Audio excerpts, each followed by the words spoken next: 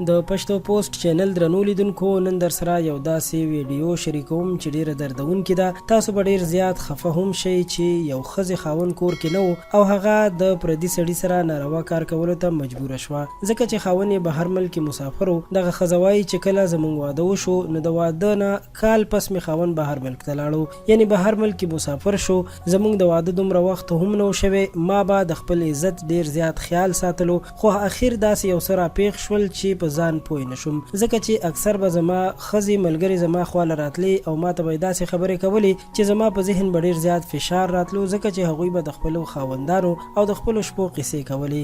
زما د ناویتوب دومره وخت نه و شوی چې خاوند مې بهر ملک ته تللی او بیا کلونه بهر و، نو ضرور به داسې کېدل. ما ډېر تکلیف سره ژوند تېرولو ځکه چې بچي مې هم نه او خاوند مې هم بهر ملک و چې اخر زه داسې مجبوره شوم چې خپلوانو کې مې یو چا سره ناروا تعلق جوړ شو او بیا مې خپل شهوت پوره کو. خو دغه زما د ژوند داسې وخت و چې ما ویل نور خپل ځان ووژنم، خو ما هیڅ هم نشو کولی او ما بیا د ټول عمر لپاره توبه وویسته. خو دغه غلطي زما نه وشوه چې زه پرې ټول عمر رنځېږم او غړېږم او د الله تعالی نه د خپلو ګناهونو معافي غواړم. دا ښځه یو پیغام ورکوي چې کوم خلک ودونه کوي ناوې ښځې پرېږدي نو بیا ښه ده چې بیخي واده ونه کړي ځکه چې داسې کار سره هسې هم د خپلې ښځې ژوند بربادوي او خپل ژوند هم بربادوي. قدرمنو، دا خبره بالکل ټیک هم ده او دا خبره موږ مخکې هم څو ځله کړې ده چې د خدای لپاره داسې مه کوئ ځکه چې تاسو ته پردی تورسرې په کور کینی، د واده مو څه وخت نه وي شوی چې بیا د پیسو په لالچ کې خپل کور پرېږدئ او بهر ملک ته لاړ شئ، نو بیا به ضرور داسې حالات راپېښېږي. موږ نه غواړو چې د مسافرو زړه ازار کړو، خو دا یو حقیقت و چې تاسو سره مو شریک کو.